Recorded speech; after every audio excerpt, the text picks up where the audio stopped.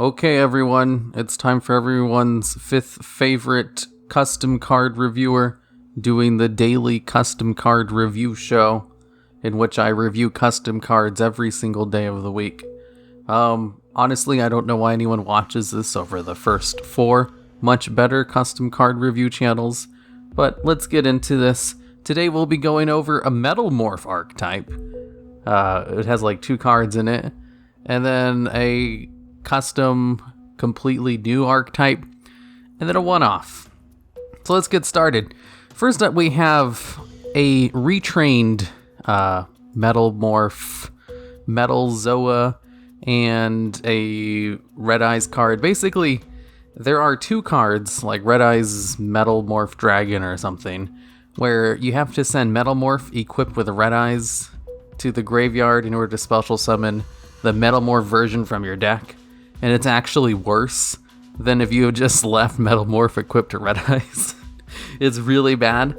So this person was like, hey, what if those cards actually had effects on them? So first up, we have Red Eyes Black Rare Metal Dragon. It is a Red Eyes monster, or MetalMorph one. Let's look at his effect. Cannot be normal summoned or set. Must be special summoned from your deck by sending Red Eyes Black Metal Dragon and rare MetalMorph you control to the graveyard. Red Eyes Black Metal Dragon? Oh man, I had to look this up. This is actually the MetalMorph card. You have to send the MetalMorphed Red Eyes monster and rare MetalMorph to the graveyard in order to bring this card out. Rare MetalMorph is like MetalMorph except worse. Funny enough, like MetalMorph, the original card, is actually pretty good. If you attack into something, you gain half of its attack during the damage step.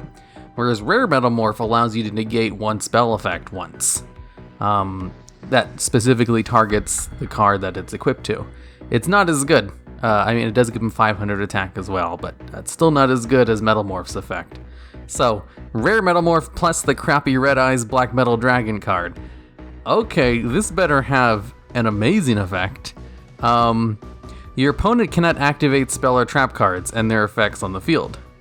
Alright, right off the bat, that's good. Negate all spell and traps on your opponent's side of the field. Oh, does it just have the same effect twice? Your opponent cannot activate spell or traps and their effects on the field. Negate all spell and traps on your opponent's side of the field. Oh yeah, it's covering 2 different things, like they can't activate the cards and also they're negated. It's just weirded. It's just worded weirdly. If this card attacks, it gains attack equal to half the attack of the attack target during damage calculation only. See, this is good. It actually has MetalMorph's effect. Once per turn, if this card destroys a card on the field, you can special summon 1 Dark Machine type monster from your hand, deck, or graveyard. Wait, once per turn, if this card destroys a card on the field, you can special summon 1 Dark Machine monster from your hand, deck, or graveyard. Okay, I was just trying to see if there was any other things to it. Yeah, so if it battles over something, or if this card gains an effect to destroy stuff, I guess, since it doesn't, it says if this card just destroys something, then you get to special summon a Dark Machine type monster from your deck, which is really good, or graveyard, that's really good. Okay, so a card which negates all spell and traps should have a very tough summoning requirement, because that's a huge lockdown to have. Which this card definitely has. It also has a good battle effect. It has MetalMorph's battle effect, which is actually a really good effect, and is why that card saw some play in Duel Links for a long time. And also, if it actually attacks over something, you get to special something from your deck. That's neat. Not as good as all the other stuff. Good job with this. I was expecting a different type of MetalMorphed dragon. This is super hard to bring out. But its effect is somewhat worth its summoning requirement. Like, if you cheat this card out, I don't know. That's too difficult to bring out, to be perfectly honest. Let's go on to Rare Metal Zoa. So, Metal Zoa was the other MetalMorph monster that can special summon itself from the deck. So let's see what this card does. Cannot be normal summoned or set. Must first be special summoned from your deck by sending Metal Zoa and rare MetalMorph you control to the graveyard. Yeah, same summon requirements as the Red Eyes card. Eesh, that's not good. Your opponent cannot activate spell or trap cards and their effects on the field. Negate all spell and traps your opponent's side of the field. If this card attacks, it gains attack equal to half the attack of the attack target. Dearman damage calculation only. Once per turn, if this destroys a card on the field, you can special summon Dark Machine type monster from your hand, deck, or graveyard. Okay, so it has the same exact effects as the previous card. It's just this one has more attack because, you know, that's what Metal Zoa had as well. Okay, so that's the two of them. Final thoughts on them. They're too hard to bring out, and their effects are, like, appropriately strong. I don't think they're really, you know, competitive in any sense of the word because it's too hard to bring out. You'd have to, like, turbo these two cards out, and then, you know, it negates all spell and traps. Thing is about modern Yu-Gi-Oh! It's all about monster effects, so these guys would get destroyed by, like, a Nightmare Cerberus since they don't have any kind of protection. So thematically, it's neat. Gameplay wise, like, if this would actually be playable, not at all. Too hard, but I like where he's going with this. So final score on this. I forget what I had, like, a score with this. Let's give it 6 out of 10. I like it. Okay. Next up, we will go over to, what is it called? Ah, here it is. So we have the Storyteller cards. They're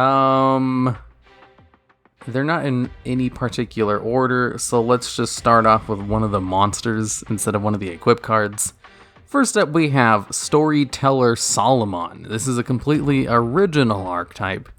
But from what I read about them when I first put them into, like, my queue, because I have a gigantic list of just, you know, custom cards that people have sent me, and I just kind of pick them out at random. So these ones were sent in a while ago.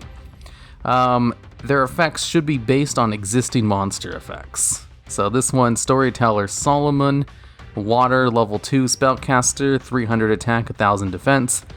I mean, the stats and everything don't look very good, but, you know, monster effects. Let's look at this. During your main phase, you can normal summon one level 4 lower Storytell monster in addition to your normal summoner set. You can only gain this effect once per turn. When this card is sent to the graveyard to activate a Storyteller monster's effect, target one face-up card your opponent controls, destroy that target.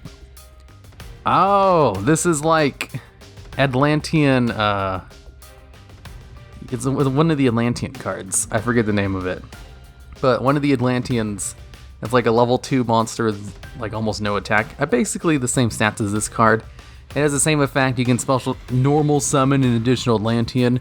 And also, if it's sent to the graveyard to activate a water monster's effect, you can destroy one face-up card your opponent controls.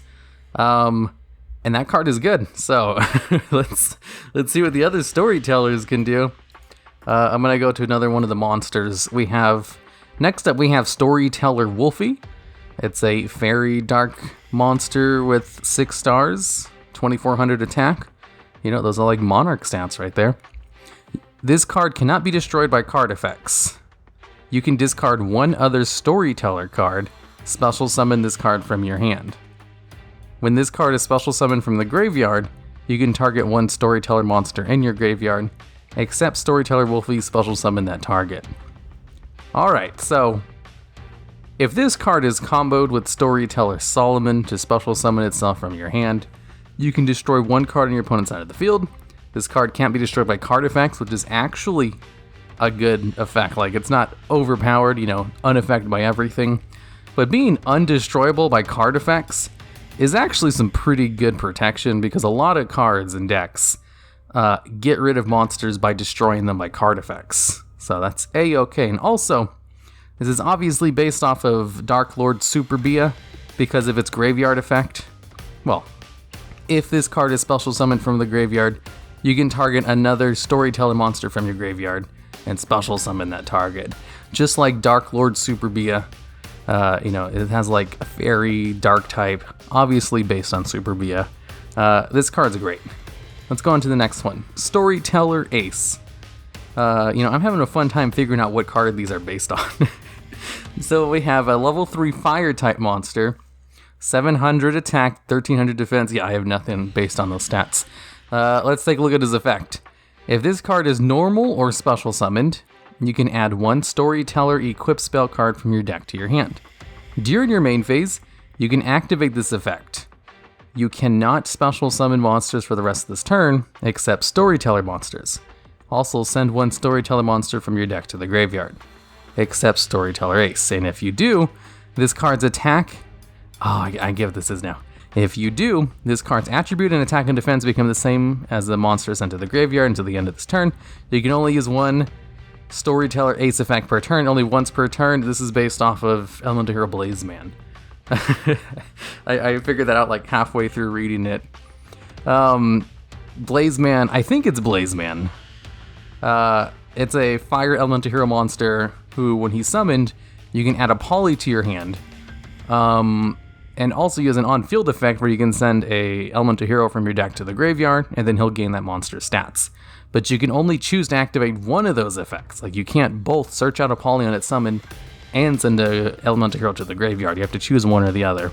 This is what this card does, but it's fit in within the archetype, where you can add a Storyteller equip spell card to your hand, instead of polymerization. And also, it can send a Storyteller monster from your deck to your graveyard. And the Super Bia clone would be a great card to send to the graveyard. So, this is a good effect because, it's Blazeman's effect. Or, I don't think his name is Blazeman. I'm not going to look it up, though. It's one of those fire ones. Okay, now we'll look at one of the equip spell cards. This one's called So Edgy, and it has a geometric shape with lots of edges on it. This card is always treated as a Storyteller card. Alright, so it fits within the archetype. They have this in the card text itself, so that they can name the card whatever they want.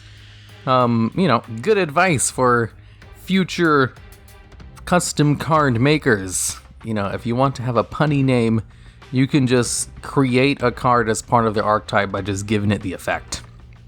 I'd rather you didn't do that. I think it kind of messes up the card text, but there are cards in the real game that do that too, so it's fine. Target 1 Storyteller monster in your graveyard, special summon that target, and equip it with this card. Alright, right off the bat, great effect. If this card leaves the field, destroy that monster. If that monster leaves the field, destroy this card. Yeah, that kind of has to be there so that you don't return this card to your hand and special summon a whole bunch in one turn. You can still do that. Let me read the rest of the card before I talk about those kinds of things. If this card is equipped to a Storyteller WOLFIER, once per turn, quick effect. You can pay 1,000 life points to attach 1 Storyteller equip spell card in your graveyard to a Storyteller monster you control, but shuffle it into the deck during the end phase. That doesn't seem very good, but that's because I don't know about the other Storyteller equip cards. And I think you only sent me one other. Now, you did send me the entire archetype, and there's over 30 cards in it, and I'm obviously not going to read them all. I basically told him choose 5 and send those in, or, I'm not going to review them, so that's what he did. Also, for other people, if you want me to review your cards, it has to be, 5 or less. Occasionally I'll do one that has 6 cards, but 5 or less is the magic number for me. That way these videos aren't super long with me reviewing 30 cards from your custom archetype that's not based on anything, and then no one will watch the video.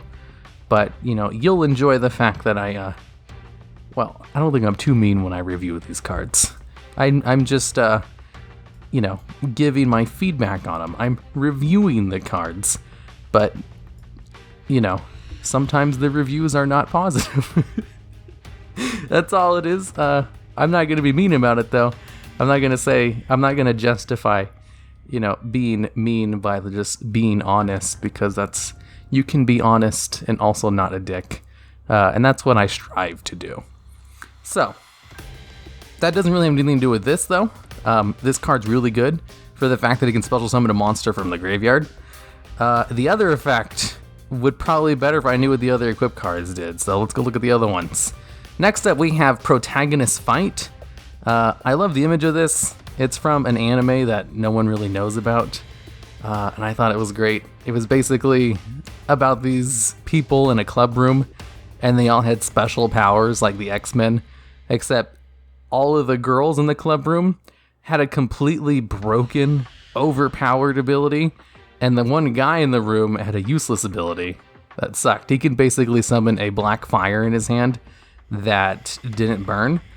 It was just a cosmetic effect, while the other ones could like control time or create anything they can think about.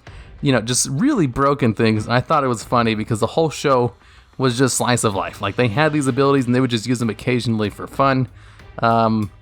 Anyways, this isn't about anime. Let's read what this card does. This card is always treated as a storyteller card. Equip only to a storyteller monster. That monster equipped with this card can attack a number of times equal to the number of storyteller monsters you control. Whoa.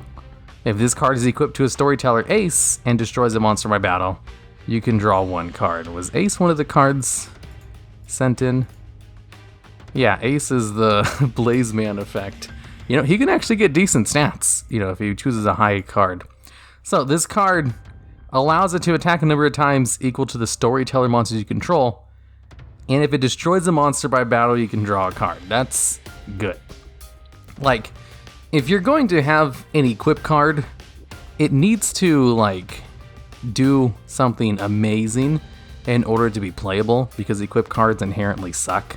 And the only ones that see play are usually ones that are completely broken, ones that steal your opponent's monsters, or ones that can special summon from the graveyard. So, you know, completely broken has to be a category if it doesn't special summon from the graveyard or steal your opponent's monsters. And this card doesn't special summon from the graveyard or steal your opponent's monsters, so it has to have a broken effect, which it kinda does. So, you know, bravo, you know how to create equipped cards. Also some advice for future custom card makers who want to make equip cards. That's kind of how it works in Yu-Gi-Oh! That's how equip cards have to be if you want them to see play. Okay, so, final thoughts. I had a lot of fun guessing what cards they were based off of, and the equip cards are actually good. You know, not too much creativity with making up new effects and stuff like that. It's basically just search out storyteller cards and then also have effects based on existing monsters, which is basically what I did too with one of my custom cards I did in one of the earlier videos. So, final thoughts on this. I will give it a 7 out of 10. You know, these cards are actually decent, and that's because they're based off of decent cards, so of course they'd be. Okay, and to end this off, let's go over a one-off, or a few one-offs, or just one. So this one was sent in. So, some context for this. It's called Fell Plagued Warlock. This card was sent in to me by one of the editors of the Yu-Gi-Oh! Top 10s. Because I don't know if you guys know this or not, but I have 2 editors who work on the Yu-Gi-Oh! Top 10s.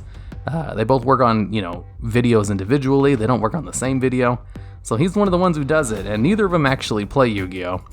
And he decided to send in a custom card. Anyway, luckily, when I give them the scripts for the top 10 videos, I literally tell them everything to put in it. So all they're doing is just, you know, putting all the cards I told them to put in. They don't actually have to know how to play Yu-Gi-Oh! To edit the videos. So this person is familiar with Yu-Gi-Oh! To the extent where they've put a couple of videos together for me. So it's going to be real fun to read this effect. So right off the bat, this is hilarious because it's like a level 10 monster. It has 5,000 defense. Okay, and 500 attack. Okay, those are like stats of, you know, very amateurish custom cards. So it's Fiend effect. Let's look at its effect. Once per turn, if the player of this card dabs, you can special summon 2 Fiend monsters from your deck, as well as give them 500 attack or defense. I remember. You know, I think I talked to him about this when he sent it in. Okay, so in Yu-Gi-Oh, there are some cards which require you to do special, you know, actions in order for their effects to apply. Like Yugioh Friendship requires a handshake. There's also a card which requires you to play rock, paper, scissors. So forcing you to dab in order to special summon monsters, is a legitimate thing. It's obviously a meme, but the effect itself is really good. Like special summoning 2 fiend type monsters from your deck. It has no limitations on which ones, just any 2 fiend type monsters from your deck. And then you can choose to give them 500 attack or defense. And I think you remember when he sent this in, he was like, I didn't want it to be too powerful. So, they had to choose whether they gained 500 attack or defense. And I thought that was hilarious because that's not the broken part of that effect. Like, giving them attack is so minor compared to special summoning 2 monsters from the deck. Like, monsters from the deck, the most powerful place you can special summon monsters from. There's also no restrictions. The cost is just to perform a meme action. And then they gain stats on top of that. So already it's broken unless the rest of the effect is limiting the first one, which I don't think it is. Next up we have, this card is forced into defense mode. This card is forced into defense mode as long as you have friends on the field, and if forced into attack mode if there are no friends on the field. Okay, that's just weirdly worded. So, if you have a card on the field called Friends, it's in defense mode, or it becomes an attack mode if this card isn't on the field. Okay, since it has 500 attack, you don't want to be in a attack mode, which doesn't matter because it'd be used as a combo piece. And if destroyed in defense mode, you may revive it at the cost of 500 life points. If it is destroyed in attack mode, shuffle this card into your deck and lose 500 life points. Oh god, that's so funny. So its defense mode effect is actually really good. If it's destroyed, it doesn't specify how, so if it's destroyed by card effects, you can bring it back out, but you have to pay 500 life points. Funny thing about its first effect, it's a soft once per turn. So if this card is destroyed in defense mode, I guess you would have to have a card on the field in order for it to be forced into defense mode. So it's always in attack mode. That's kind of hard to use, actually, now that I'm thinking about it. If you really wanted to, there are cards that could force this card into defense mode and, ignore its effect. I don't know if you really want to do that. I'm sure you would just use its effect to bring 2 monsters from your deck out, with no cost, basically, and then go into combo plays. The first effect is broken as hell, and the rest of it doesn't really limit it. Excellent example of an amateurish custom card. I love it. I love these. These are my favorite kinds to review. Okay, and that's it for the custom card review. If you have custom cards you wish to send in for me to review, do it on my Twitter. If you want to join communities with other fellow custom card reviewers, there is a Discord server, which I'll have a link to in the description, as well as a Reddit subreddit, all about custom cards. It's surprisingly active for how few followers it has. So, until next time.